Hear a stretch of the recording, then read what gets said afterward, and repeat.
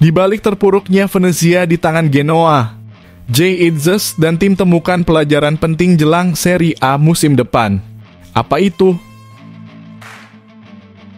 Kabar bahagia, Elkan Bagot tampil mengejutkan sebagai bek kiri saat Ipswich kalahkan Shakhtar Donetsk. Auto dipanggil Shin Tae-yong ke timnas lagi.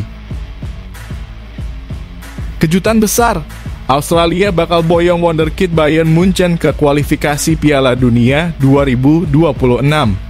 Apa dampaknya bagi timnas Indonesia? Bikin heboh, media Malaysia ungkap rencana besar Shin Tae-yong untuk bawa timnas Indonesia ke Piala Dunia 2026. Apa yang membuat mereka terpukau? Malaysia siap mengguncang. Kiper diaspora didikan Real Madrid siap menyaingi Martin Paes dan timnas Indonesia. Siapa sosok misterius ini? Super sensasional. Harga pemain timnas Indonesia di Eropa melejit. Apa yang membuat nilai mereka meroket drastis? Kepemimpinan gemilang. Kapten timnas Indonesia U16 Asuhan Nova Arianto bawa kemenangan di Gothia Cup 2024. Apa rahasianya? Tuah kesombongan. Media Vietnam terpukul. Timnas Vietnam U19 dibantai Australia U19 di Piala AFF U19 2024. Apa yang terjadi?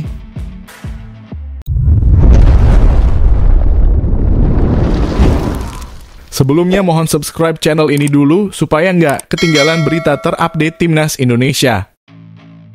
Di balik terpuruknya Venezia di tangan Genoa, Jay Itzes dan tim temukan pelajaran penting jelang Serie A musim depan. Apa itu? Pemain timnas Indonesia Jay Itzes bermain penuh selama 90 menit saat timnya Venezia kalah dari Genoa dalam pertandingan uji coba pramusim. Pertandingan ini berlangsung di Campo Sportivo Cesare Benatti pada Sabtu lalu. Venezia terus mempersiapkan diri untuk menyambut musim 2 depan karena mereka akan bermain di Liga Italia setelah promosi dari Serie B. Pelatih Venezia Eusebio Di Francesco mengakui bahwa timnya harus menerima keunggulan Genoa dalam pertandingan tersebut. Menurutnya lawan bermain cukup baik. Meski begitu pelatih berusia 54 tahun ini menilai bahwa uji coba ini sangat bermanfaat untuk timnya. Ia melihat adanya peningkatan dalam performa bertahan para pemain meski hasil akhirnya belum maksimal. Ini bagus untuk para pemain karena mereka bisa memahami apa yang mereka lakukan dan sejauh mana level yang sudah kami capai, kata pelatih asal Italia itu. Di Francesco juga menambahkan bahwa timnya harus terus berbenah agar lebih siap menghadapi Liga Italia, mengingat lawan-lawan yang akan dihadapi memiliki kualitas yang lebih tinggi. Kami harus lebih rapi di lapangan, tegas Di Francesco.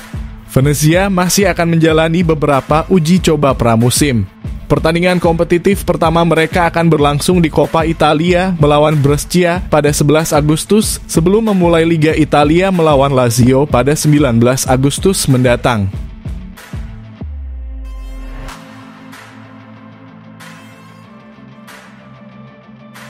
Kabar bahagia, Elkan Bagot tampil mengejutkan sebagai bek kiri saat Ipswich kalahkan Shakhtar Donetsk. Auto dipanggil Shin Tae-yong ke timnas lagi. Elkan Bagot bermain di luar posisi aslinya saat membela Ipswich Town melawan Shakhtar Donetsk dan Shin Tae-yong akan segera memanggilnya ke timnas Indonesia. Pemanggilan berikutnya untuk Bagot diperkirakan akan terjadi pada September dengan harapan hubungan antara kedua pihak sudah membaik. Saat ini Bagot berusaha mendapatkan tempat di skuad Ipswich Town yang akan berlaga di Premier League. Untuk mencapai hal tersebut, pemain berusia 21 tahun itu harus menarik perhatian pelatih Kieran Kena selama masa pramusim. Dalam pertandingan melawan Shakhtar Donetsk pada Sabtu lalu, Kieran Kena memberikan menit bermain secara merata kepada para pemainnya. Tidak ada pemain yang bermain selama 90 menit penuh dengan sebagian besar bermain maksimal 60 menit. Bagot mendapat kesempatan bermain selama 30 menit dimulai dari menit ke-60. Menariknya, pemain bertinggi 196 cm itu dimainkan sebagai bek kiri, bukan posisi aslinya sebagai bek tengah. Ipswich berhasil mengalahkan Shakhtar Donetsk, tim yang rutin lolos kompetisi Eropa, dengan skor 1-0 berkat gol Sam Morsy. Bagi Bagot, penampilan ini menjadi modal penting untuk menghadapi persaingan ketat di Liga Inggris. Jika mampu memenangkan Hatim Chkena, Bagot mungkin tidak akan dipinjamkan dan akan berkesempatan bermain melawan tim terbaik di Inggris. Shin Tae-yong juga dapat memanggil Bagot pada September untuk agenda kualifikasi Piala Dunia 2026. Semakin banyak menit dan posisi yang dimainkan Bagot, semakin baik untuk kedalaman skuad timnas Indonesia.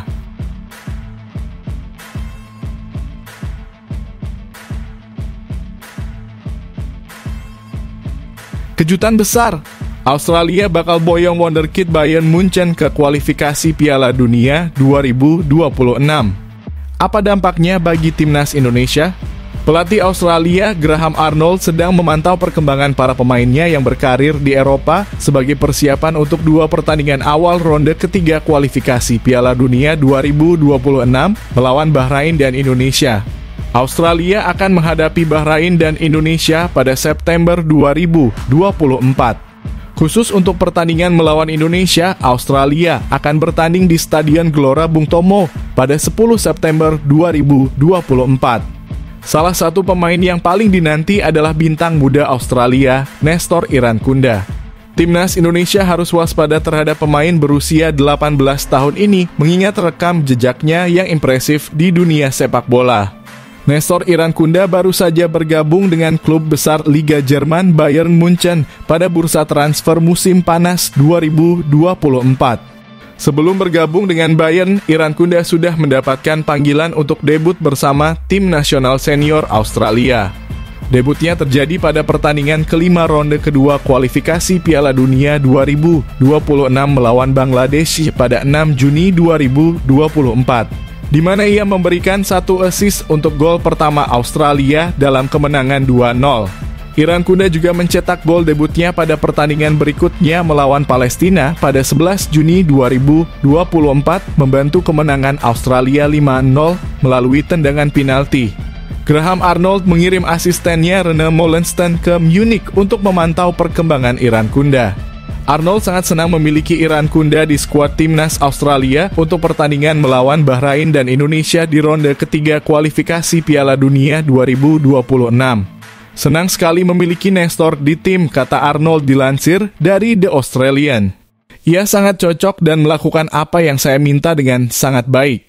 Asisten pelatih saya akan pergi ke Bayern Munchen minggu depan untuk memantau perkembangannya dan mencari cara untuk mendukungnya.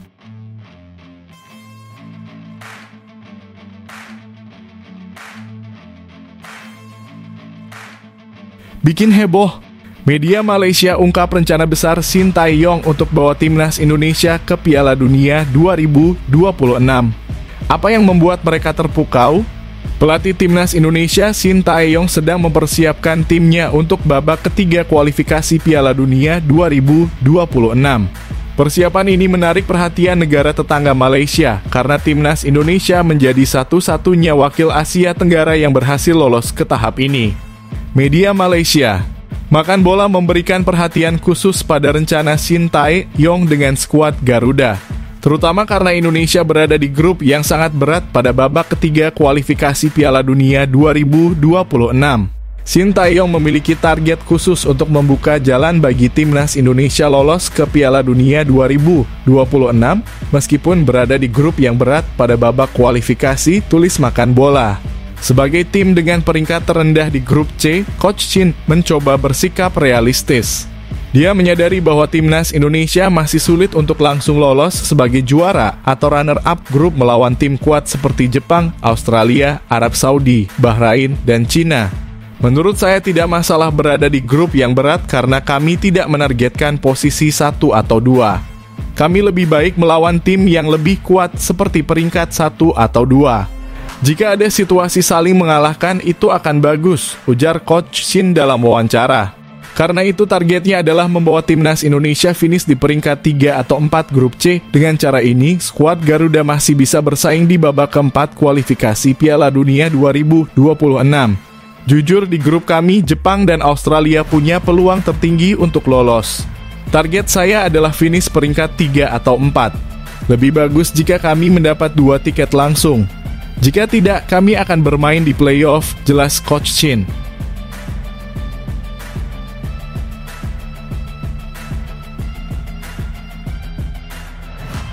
Malaysia siap mengguncang. Kiper diaspora didikan Real Madrid siap menyaingi Martin Paes dan Timnas Indonesia. Siapa sosok misterius ini? Timnas Malaysia mungkin akan mengikuti langkah Timnas Indonesia dalam menaturalisasi pemain yang berposisi sebagai kiper. Sebagai informasi, Timnas Indonesia saat ini memiliki kiper diaspora Martin Paes. Paes telah resmi menjadi warga negara Indonesia sejak 30 April lalu. Namun dia belum bisa membela tim merah putih saat ini karena terganjal oleh aturan FIFA. Saat ini PSSI sedang berusaha mengajukan banding melalui pengadilan arbitrase olahraga terkait masalah ini. Harapannya, kiper berusia 26 tahun tersebut sudah bisa membela Timnas Indonesia pada bulan September mendatang. Saat tim asuhan Shin Tae-yong akan bertanding dalam babak ketiga kualifikasi Piala Dunia 2026 zona Asia. Langkah naturalisasi yang dilakukan oleh PSSI ini kabarnya akan diikuti oleh Timnas Malaysia. Baru-baru ini akun media sosial X @onefootballm mengungkapkan bahwa tim asal Malaysia, Johor Darul Ta'zim, sedang mengincar kiper asal Spanyol Diego Altuve.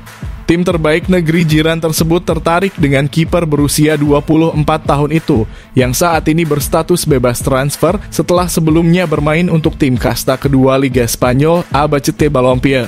Altuve memiliki pengalaman yang cukup mentereng, pernah bergabung dengan Real Madrid U17 hingga Real Madrid Castilla. Menurut laporan dari Stadium Astro, kiper dengan tinggi 188 cm tersebut memiliki darah keturunan Melayu. Oleh karena itu, dia kemungkinan akan dinaturalisasi oleh Federasi Sepak Bola Malaysia.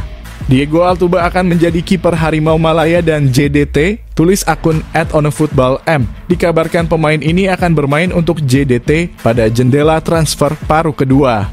Dia mempunyai darah Malaysia dan dikabarkan sudah mendapatkan paspor, jelas akun tersebut.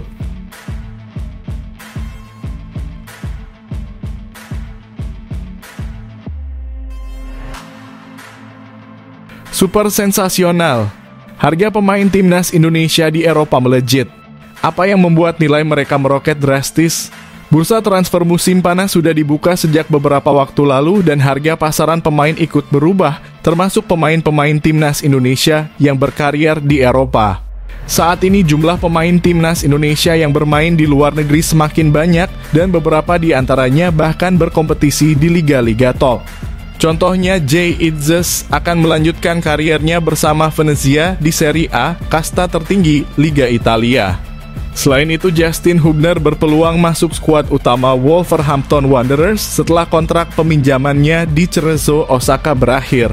Ada juga Calvin Verdon, bek sayap NEC Nijmegen, yang kembali berlaga di Eredivisie, liga teratas di Belanda. Lalu berapa nilai pasaran pemain-pemain Timnas Indonesia yang berkarir di Eropa saat ini? 1.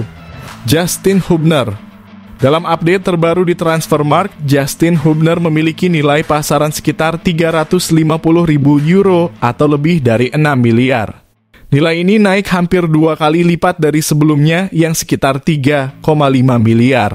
Penampilan impresifnya di Timnas Indonesia diduga menjadi penyebab kenaikan harga ini. Belum diketahui apakah Wolverhampton Wanderers akan meminjamkannya lagi atau tidak, namun Kapten Wolves U23 ini diyakini memiliki masa depan cerah. 2. Marcelino Ferdinand. Marcelino Ferdinand tidak mengalami perubahan nilai pasaran sejak Mei 2023, tetap di angka 300.000 euro. Pada awal 2023, harga pasarannya adalah 225.000 euro, kemudian naik menjadi 300.000 euro setelah ia bergabung dengan KMSK Deinze. Saat ini, Marcelino masih berstatus tanpa klub setelah kontraknya dengan KMSK Deinze tidak diperpanjang. Belakangan disebutkan bahwa mantan pemain Persebaya Surabaya ini akan bergabung dengan klub besar Liga Australia. 3. Nathan Chu Aon. Harga pasaran Nathan Chuaon saat ini adalah 350.000 euro, sama seperti Desember 2023, tanpa perubahan signifikan. Nathan berstatus sebagai pemain Swansea City dengan kontrak hingga 2026. Kabarnya tim Liga Spanyol Cadiz tertarik untuk merekrutnya. 4. Elkan Bagot. Elkan Bagot menjadi pemain paling stabil dalam daftar ini dengan nilai pasaran mencapai 250.000 euro sejak mendapatkan kontrak profesional. Musim lalu ia bermain di Bristol Rovers sebagai pemain pinjaman dan kemungkinan besar akan kembali dipinjamkan ke klub lain. Beberapa klub seperti Wycombe Wanderers dan Derby County dilaporkan tertarik meminjam Elkan Bagot. Dengan banyaknya pemain timnas Indonesia yang berkarier di luar negeri, harga pasaran mereka terus berfluktuasi seiring dengan performa dan perkembangan karier masing-masing.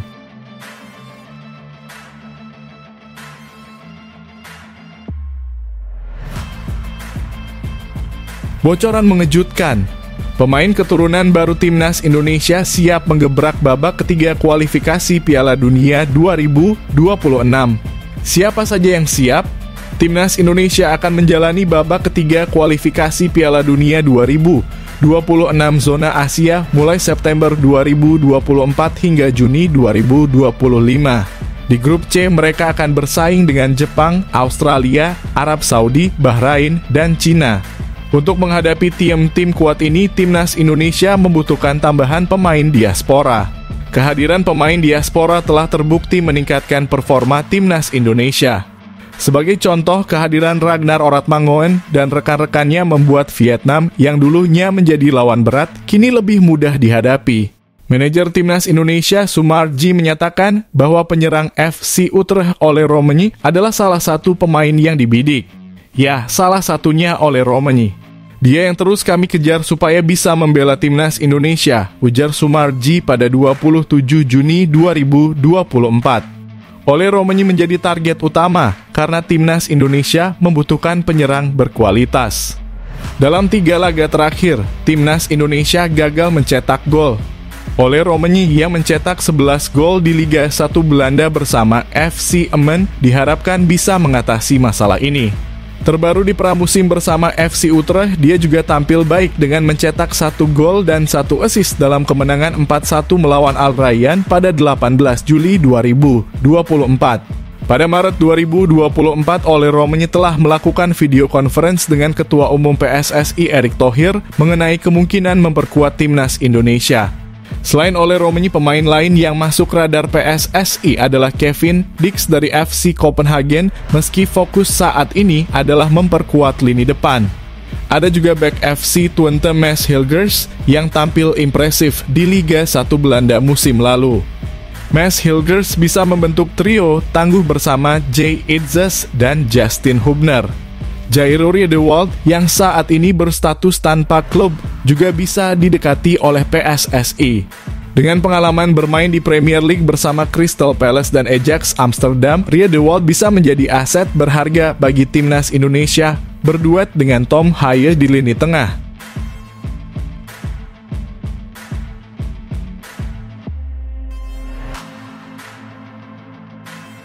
Kepemimpinan gemilang. Kapten Timnas Indonesia U16 asuhan Nova Arianto bawa kemenangan di Gothia Cup 2024. Apa rahasianya? Lucas Lee, pemain asuhan Nova Arianto di Timnas Indonesia U16, berhasil membawa klubnya menjuarai kompetisi bergengsi Gothia Cup. Pemain dengan nama lengkap Lucas Rafael Lee ini meraih kemenangan di Gothia Cup 2024 U16 bersama klub Amerika Serikat Norcal PDP setelah mengalahkan Sjarnan 1. Menurut laman resmi turnamen tersebut, Norcal PDP mengalahkan Sjarnan 1 melalui drama adu penalti dengan skor 7-6 setelah kedua tim bermain imbang selama pertandingan. Keberhasilan ini menjadi prestasi impresif bagi Lucas Lee karena Gothia Cup adalah salah satu turnamen antar pemain muda paling bergengsi di dunia. Selain itu, pemain berusia 16 tahun ini juga menjadi kapten tim Norcal PDP selama turnamen tersebut. Meskipun Lucas Lee tidak meraih penghargaan individu seperti pemain terbaik atau pencetak gol terbanyak, penampilannya tetap bisa menarik perhatian tim pencari bakat yang hadir di ajang tersebut. Hal ini tentu bisa menguntungkan timnas Indonesia U16 yang akan berlaga di kualifikasi Piala Asia U17 2025 di bawah arahan Nova Arianto. Di turnamen tersebut, timnas Indonesia U16 tergabung di grup yang cukup sulit, yakni grup G bersama tuan rumah Kuwait, Australia, dan Kepulauan Mariana Utara. Pertandingan grup G kualifikasi Piala Asia U17 2025 dijadwalkan akan dimulai pada 23 Oktober dan berakhir pada 27 Oktober 2024. Dengan demikian, Nova Arianto masih memiliki cukup waktu untuk menyusun skuad yang kuat demi meraih tiket ke Piala Asia U17 2025.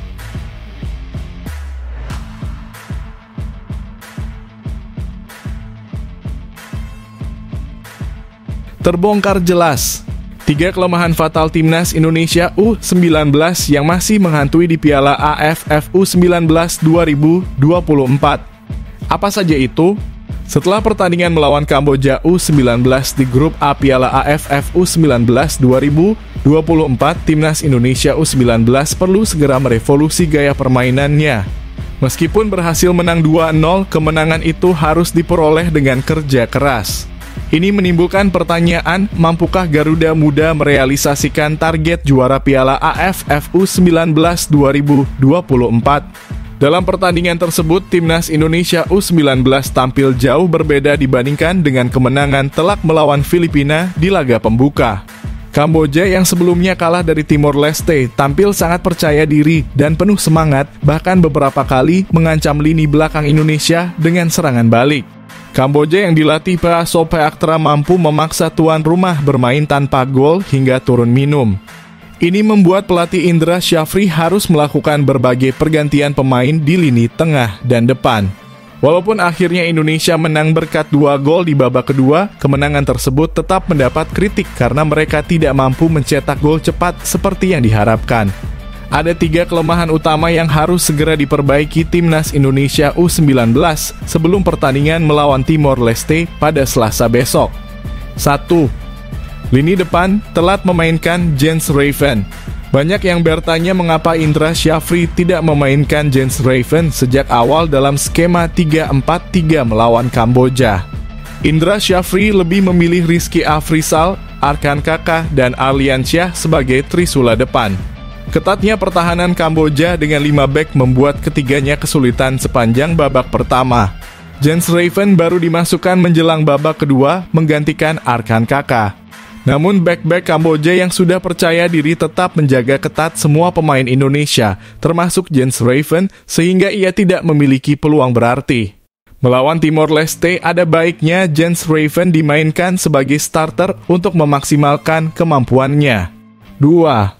Lini tengah Welber Jardim layak jadi starter. Timnas Indonesia U19 seharusnya memburu gol cepat melawan Kamboja. Namun, sampai 30 menit babak pertama, mereka belum mampu menembus pertahanan Kamboja. Vigo Denis yang diplot sebagai gelandang tengah gagal menjalankan tugas dengan baik dan digantikan oleh Welber Jardim pada menit ke-35. Masuknya Welber Jardim membuat serangan lebih bervariasi dan agresif. Permainan cemerlang Welber Jardim ini menjadi sinyal kuat agar ia layak menjadi starter melawan Timor Leste.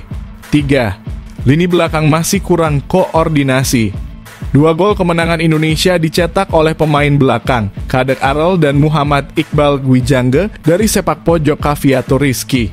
Namun, lini belakang masih terlihat kurang komunikasi dan koordinasi, terutama saat menghadapi serangan balik Kamboja.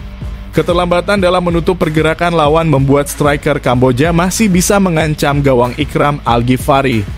Melawan Timor Leste, Muhammad Iqbal Gwijangge dan rekan-rekannya harus lebih waspada dan menjaga komunikasi, terutama saat dalam tekanan. Dengan memperbaiki kelemahan-kelemahan ini, diharapkan timnas Indonesia U19 dapat tampil lebih baik dan mencapai target juara di Piala AFF U19 2024.